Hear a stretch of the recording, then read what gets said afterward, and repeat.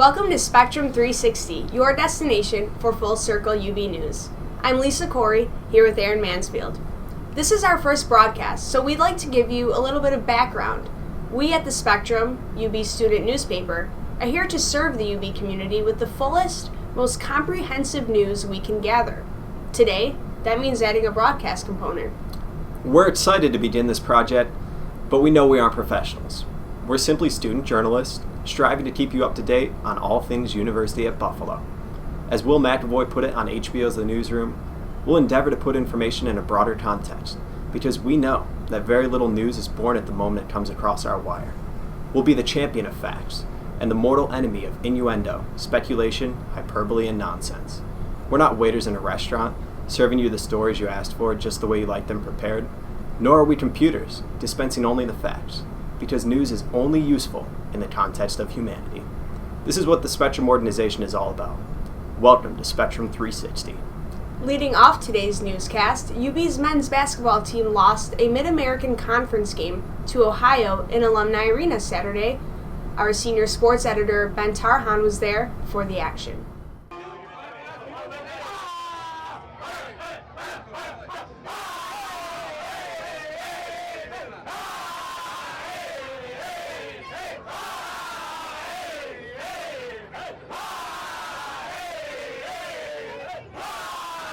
This is Ben Tarhan from Alumni Arena, where the Bulls just fell 73-70 to Ohio. The Bulls led by 10 points with 7 minutes remaining in the game, but during an Ohio 12-0 run, they went 0 for 9 from the field and ended up falling.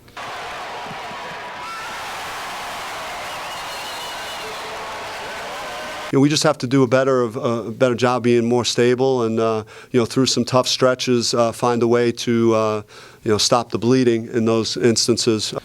The Bulls moved to 8-4 in the MAC as Ohio moves to 8-4 in the MAC as well. They're tied for second place as Akron and Toledo are tied for first. I think that I was just proud of how we stayed together. We could have came apart when they went up 10 with about 9 and change to go, and we found a way to find a win. And obviously we don't like our formula, but we just keep winning the same way. I don't know how we're doing it, but we're finding ways to win. The Bulls next host Akron on Wednesday night at 7 p.m. Though it was a very disappointing end to Saturday's game for the men's basketball team, it wasn't the most serious news we reported this week. The Spectrum actually published its annual sex issue on Tuesday and conducted a survey of UB students. Our Sara DiNatale has more. Thanks, Lisa. 42% of sexually active UB students admitted to never getting tested for sexually transmitted infections, or STIs, according to a survey of over 1,000 students. Of the 71% of students who said they're sexually active, 53% of males said they never get tested, compared to 30% of females. Students can get tested for STIs at Student Health Services in Michael Hall on South Campus. Our survey also showed that 64% of UB students are using contraception when they have sex. I'm Sara DiNatale for Spectrum 360. Back to you, Aaron and Lisa. And for our final story of the day, construction in Ellicott Complex has affected professors and students in the anthropology department. The anthropology department has had a rough start to this spring semester. The university is currently replacing the old heating system in Millard Fillmore Academic Center where the department is located. But the timing of the project has some people frustrated. Construction in the building started a couple weeks ago, at the beginning of the semester, just as UB's 7-week winter session came to an end. Since then, noise has disrupted classes. Offices and classrooms are temporarily without heat. Anthropology professor Fred Clates had to stop his class for 20 minutes last Tuesday. The jackhammering above his class was so loud, he couldn't make himself heard. It was extremely frustrating. I have a class to teach, and I wasn't able to teach it. But I think that the noisy work needs to be done at times when classes are not in session. Yeah, I felt like I really started to miss out on, class discussion, and I work better when I'm actually actively participating. So when we were, sitting at our computers just writing out the questions that he was asking, basically from the projector, it was just kind of annoying. A big part of this class is discussion. I think a big part of a lot of anthropology classes are discussion.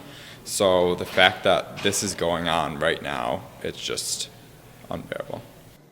Professor Jaume Franquesa teaches anthropology in Millard Fillmore, and last week when the noise was at its worst, he considered moving his class to a different room. The construction also left offices in the anthropology department without heat. They had to use space heaters to stay warm.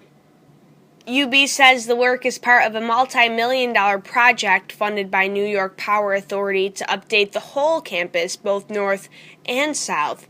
When I asked the university why it started construction in Millard Fillmore as classes began this semester, I was told, quote, "This type of work is usually done during the winter months, where possible, because it is much easier and much more economical to provide temporary heating where necessary than to provide temporary cooling."